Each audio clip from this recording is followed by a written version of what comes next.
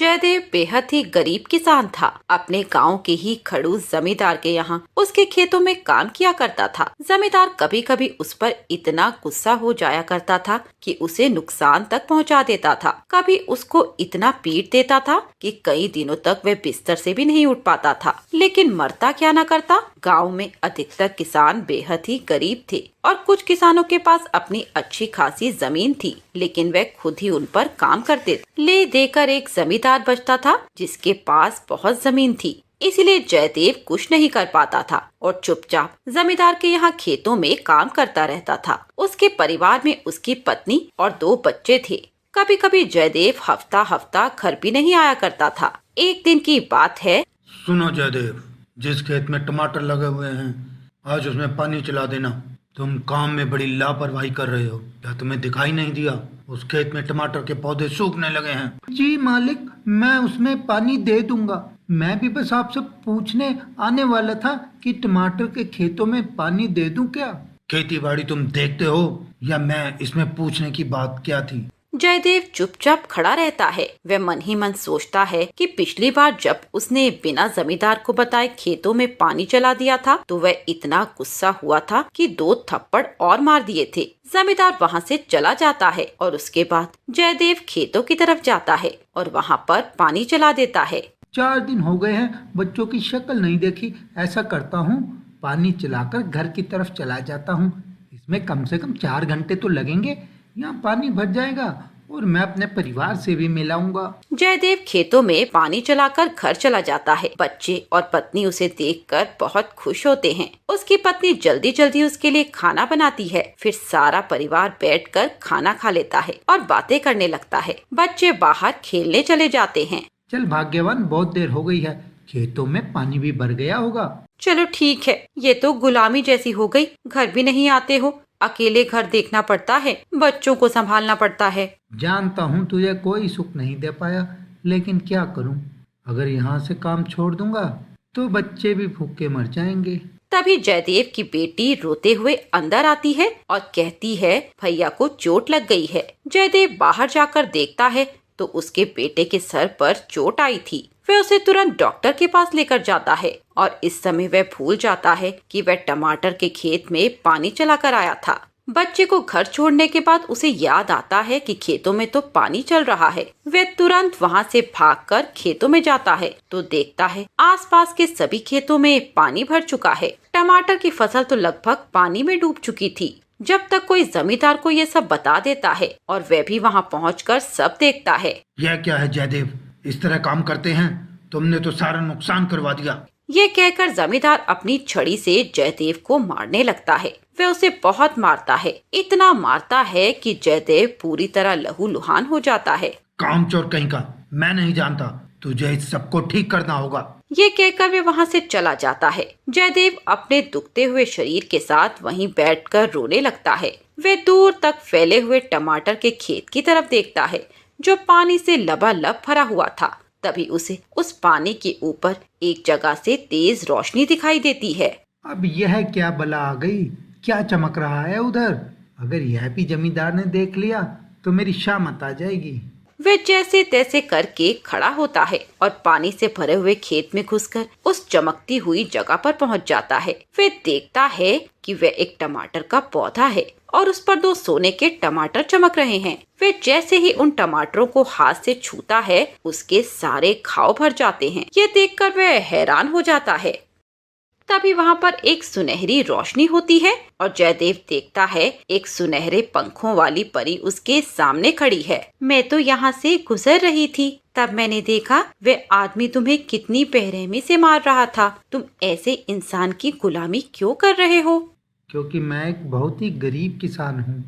मेरे पास अपने खेत भी नहीं है।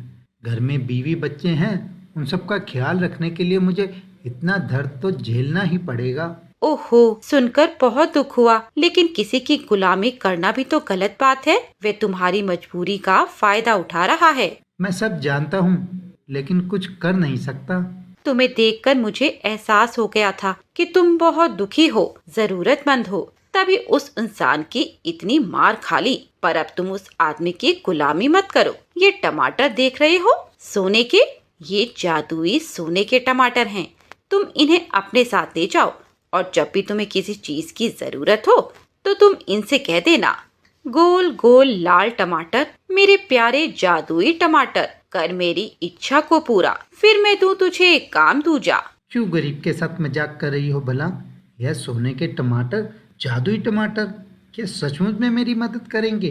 तुम अपने जीवन से निराश हो चुके हो, इसीलिए तुम्हें ऐसा लग रहा है। मेरी बात मानो और इन्हें अपने साथ ले जाओ। उसके बाद तुम्हें कभी किसी के आगे झुकने की जरूरत नहीं पड़ेगी। जयदेव वे दोनों जादू सोने के टमाटर वहाँ से तोड़ लेता है। परी को धन्यवाद देकर उन्हें घर ले आता है। सुन भाग्यवान, लगता है भगवान को हम पर तरस आ गया है। देख, 2 जादुई सोने के टमाटर हैं ये। क्या सचमुच ये जादुई सोने के टमाटर हैं? फिर तुम इससे कहो ना मेरे बेटे को ठीक कर दे। देखो ना दर्द से कैसे करा रहा है। गोल गोल लाल टमाटर, मेरे प्यारे जादुई टमाटर, कर मेरी इच्छा को पूरा, फिर मैं दूं तुझे काम दूजा। अचानक से दोनों सोने के टमाटर को बोलता देख वे दोनों पति पत्नी हैरान हो जाते हैं। जयदेव की पत्नी उससे कहती है कि मेरे बेटे को बहुत चोट लगी है, उसे ठीक कर दो। और वह देखते ही उनका बेटा बिल्कुल ठीक हो जाता है। ये तो सचमुच में जादुई सोने के टमाटर हैं। अपना बेटा ठीक हो गया। सुनो, हम लोग अपने हालात भी तो अच्छे कर सकते हैं। जरूरी थोड़ा ही है कि जमींदार के यहाँ गुलामी करनी है। सही कह रही है तू। अभी तू एक काम कर, जल्दी से खाना बना, बहुत तेज भूख लगी है। कल सुबह सोचते हैं कि हमें क्या करना है। फिर सब लोग खाना खाकर सो जाते हैं। अगले दिन सुबह जयदेव और उसकी पत्नी आपस में बात करते हैं। सुनो, हम सबसे पहले अपने हालात ठीक करेंगे। ये कहावत है ना, जब हम खुद ठीक होंगे तभी तो लोगों की मदद कर सकेंगे। हाँ, तुम बिल्कुल सही कह रही हो। पहले हम अपने आप को अच्छा करेंगे और उसके बाद देखेंगे कि हमें और क्या क्या करना है। उसके बाद जयदेव दोनों जादुई सोने के टमाटर को हाथ में लेता है। गोल गोल लाल टमाटर, मेरे प्यारे जादुई टमाटर, कर मेरी इच्छा को पूरा, फिर मैं दूं तुझे काम दूजा। मैं चाहता हूँ तुम मेरे इस घर को बहुत बड़ा घर बना दो और मेरे पास बहुत सारी जमीनें हों जिसमें भरपूर फसल हो। और तभी सारे बदलाव होने शुरू हो जाते हैं। जयदेव का घर बहुत बड़ा हो जाता है और उसके पास बहुत सारी जमीन हो जाती है। सुनो जी, जितने भी किसान जमींदार के यहाँ पर गुलामी कर रहे हैं उन सबको अपने खेतों में काम दो और उनके साथ कभी अन्याय मत होने देना। तूने तो मेरे मन की बात कर दी। उनके बाद जयदेव अपनी जमीन देखने जाता है और देखता है दूर दूर तक उसके खेत फैले हुए हैं। तब वह जमींदार के पास लगे हुए बाकी गुलाम किसानों को अपने पास बुलाता है। भाई लोगों, अब तुम लोगों को जमींदार के यहाँ पर गुलामी करने की जरूरत नहीं है। यह बड़े बड़े खेत देख रहे हो तुम, इस सब में काम करो और मैं तुम्हें काम के बदले में पैसे दूंगा, वो भी पूरे। पर भैया, तू तो कुछ जमींदार के यहाँ गुलामी करता था, फिर तेरे पास इतने बड़े बड़े खेत कैसे आए? मेरे भाइयों, वो कहावत सुनी है ना कि आम खाओ और गुठलियों के दाम मत गिनो। गुलामी मंजूर है या आजादी से काम करना? सब लोग जयदेव की बात मान लेते हैं और उधर जमींदार को जब ये बात पता चलती है तो वह बहुत गुस्से में आ जाता है। जब उसका और जयदेव का आमना सामना होता है तब, मुझे बता, तेरे पास ये सब कहाँ से आया? मेरे पास कहीं से भी आया हो, अब तू पूछने वाला कोई नहीं है और ना मैं तेरा गुलाम हूँ। अगर तू 1 मिनट भी यहाँ और खड़ा रहा तो मैं तुझे यहाँ से मार कर भगा दूंगा। सब लोगों के आगे जयदेव को इतना ऊंचा बोलता हुआ देखकर जमींदार वहाँ से चला जाता है और सभी किसान जयदेव के यहाँ पर काम करने लगते हैं। जब तक फसल तैयार होती है तब तक जयदेव ही उनके घर के सारे खर्चे देखता है। सारे गांव वाले अब जयदेव की बहुत इज्जत करने लगे थे। देखते ही देखते कुछ सालों में गांव पूरी तरह बदल गया। अब वहाँ सब लोग मेहनत के साथ जयदेव के यहाँ काम करते और पूरे पैसे पाते और जयदेव जादुई 2 सोने के टमाटर पर जब भी कुछ मांगता उसे मिल जाता। देखो, अब ये गांव कितना प्यारा लग रहा है। पहले यहाँ के लोग कितने दुखी रहते थे। इसके लिए तो बस ये जादुई सोने के टमाटर ही जिम्मेदार हैं। अगर ये न होते तो आज ये सब कुछ भी ना होता। सब गांव वालों को पता था कि जयदेव के पास 2 जादुई सोने के टमाटर हैं और उसी से ये सब हो रहा है। जब किसी को ज्यादा जरूरत होती तो वे जयदेव के पास चले जाते। जयदेव कभी भी किसी की मदद करने से मना नहीं करता और इस तरह उनका जीवन आगे से बहुत अच्छा बीतता है।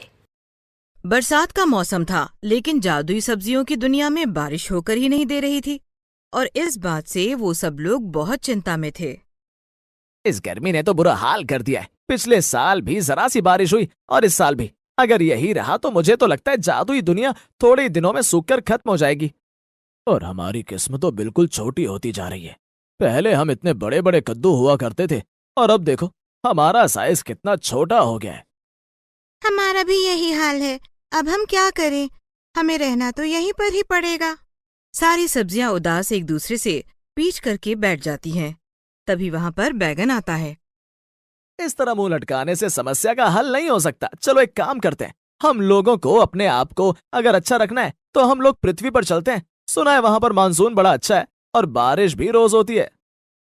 बैंगन की बात सुनकर सारी सब्जियां खुश हो जाती हैं और फिर सबकी सब सब्जियां पृथ्वी पर एक छोटे से गांव सोनपुर में आ जाती हैं, जहां के किसानों ने अपने खेतों में सब्जियां लगा रखी थीं। बरसात का मौसम था, लेकिन जादुई सब्जियों की दुनिया में बारिश होकर ही नहीं दे रही थी और इस बात से वो सब लोग बहुत चिंता में थे। इस गर्मी ने तो बुरा हाल कर दिया है। पिछले साल भी जरा सी बारिश हुई और इस साल भी। अगर यही रहा तो मुझे तो लगता है जादुई दुनिया थोड़े ही दिनों में सूखकर खत्म हो जाएगी। और हमारी किस्मत तो बिल्कुल छोटी होती जा रही है।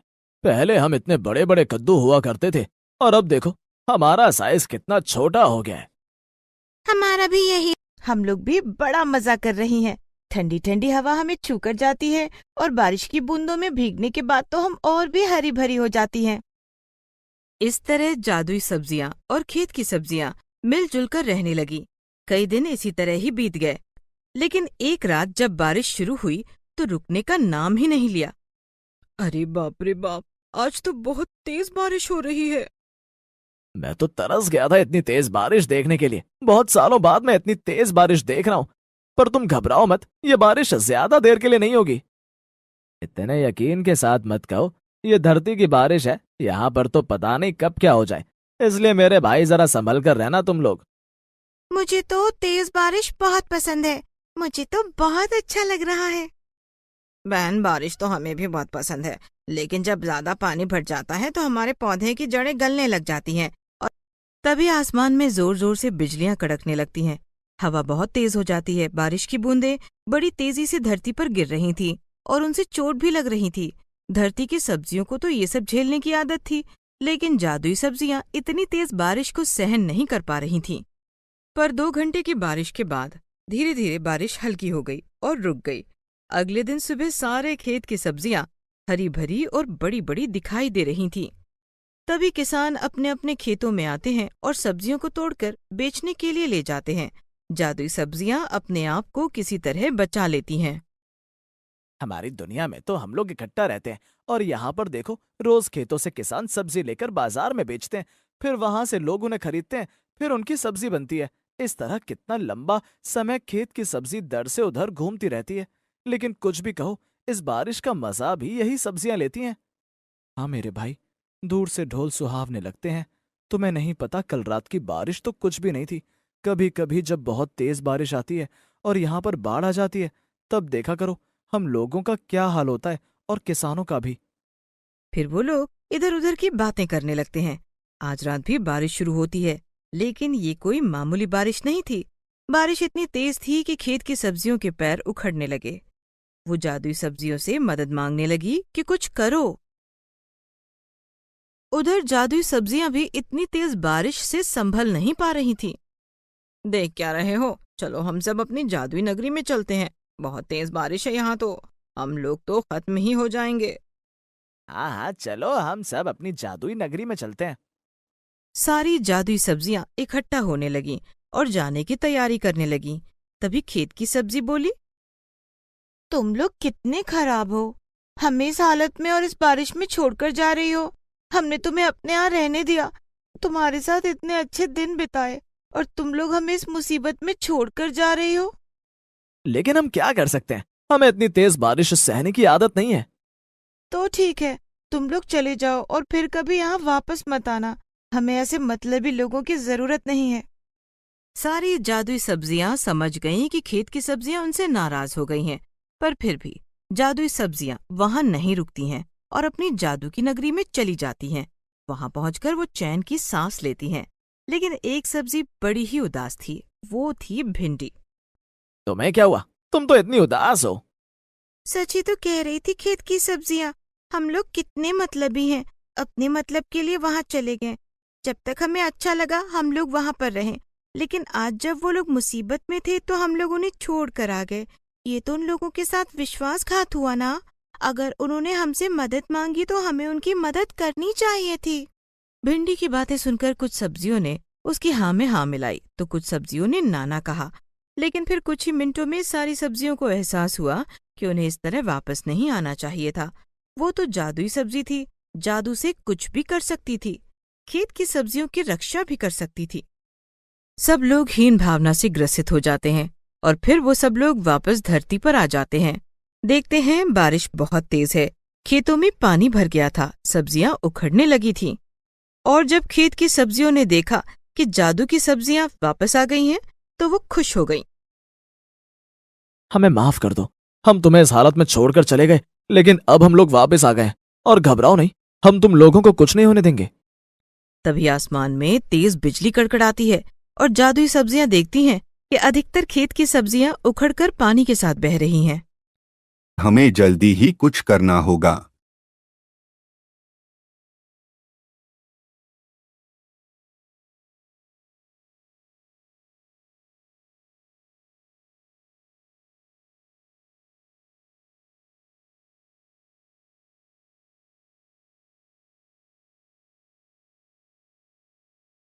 अभी वो लोग सांस लेते ही हैं कि वो आवरण टूट जाता है और इकट्ठा हुआ सारा पानी एकदम से धरती पर आकर गिरता है। ऐसा लग रहा था जैसे कि खेतों के बीच में बादल फट गया हो, चारों तरफ सिर्फ पानी ही पानी था। इतना पानी, इतनी बारिश हमने अपनी जिंदगी में कभी नहीं देखी। हिम्मत है खेत की सब्जियों की, हिम्मत है जो वो इतनी बारिश को झेल लेती है। ये तो गलत हो गया, अब हमें कुछ और करना होगा। हमें बचा लो, हम बह रहे हैं। बारिश इतनी तेज है कि थोड़ी देर में नदी में भी उफान आ जाएगा और फिर सारे गांव और खेत में बाढ़ का पानी भर जाएगा। जादुई सब्जियां घबरा जाती हैं, उन्हें समझ नहीं आ रहा था कि वो अपने जादू का इस्तेमाल किस तरह करें। फिर उन लोगों ने तरकीब लगाई और अपने जादू से एक बड़ी नहर खेत और नदी के बीच में बना डाली। धीरे धीरे खेत का सारा पानी उस बड़ी नहर में पहुंच गया। ये देखकर खेत की सब्जियां बहुत खुश हो गईं और जादुई सब्जियों को धन्यवाद कहने लगी। पर बारिश अभी भी रुकी नहीं थी। हाँ, पहले से थोड़ी कम जरूर हो गई थी। आज तुम लोगों की वजह से हम लोग बच गए। हमें भी बड़ी खुशी हो रही है कि हम लोग तुम्हारे काम आए। पूरी रात इसी जद्दोजहद में निकल गई। अगले दिन सुबह ज्यादातर खेत में लगी हुई सब्जियां अस्त व्यस्त इधर उधर पड़ी हुई थीं। तभी जादुई सब्जियों ने अपना जादू दिखाया और सारी सब्जियों को वापस से पहले जैसा कर दिया। तभी रात की बारिश के कहर को देखने के लिए गांव के किसान भी खेतों में आ गए। अरे देखो भाइयों, इस बार इतनी तेज बारिश होने के बाद भी ये सब्जियां वैसे ही खड़ी हैं। और उधर देखो, यहाँ नहर कब बन गई? अरे हाँ भैया, देखो देखो, खेतों और नदी के बीच में एक नहर बन गई है। यह चमत्कार कैसे हो गया? सारे किसान उस नहर को देखने के लिए जाते हैं और वो देखते हैं कि नहर को इस तरह से बनाया गया है कि सारे खेत का जो भी पानी था वो सब उस नहर में चला गया। ये तो कमाल हो गया है। सच कहता हूँ, रात भर नींद नहीं आई है सोच सोचकर कि खेतों में सब्जियां पानी में बह चुकी होंगी। रात बारिश भी इतनी तेज थी।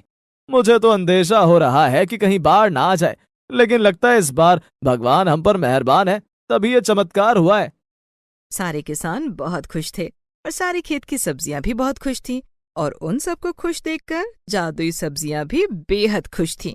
प्यारे दोस्तों, तुम लोगों ने हमें पनाह दी, उसके लिए तुम्हारा धन्यवाद। और तुम लोगों का धन्यवाद, तुम लोगों ने हमें बारिश के कहर से बचा लिया। इस तरह दोनों तरफ की सब्जियां खुश थीं और जादुई सब्जियां अगली बारी फिर आने का बोलकर वहां से चली जाती हैं।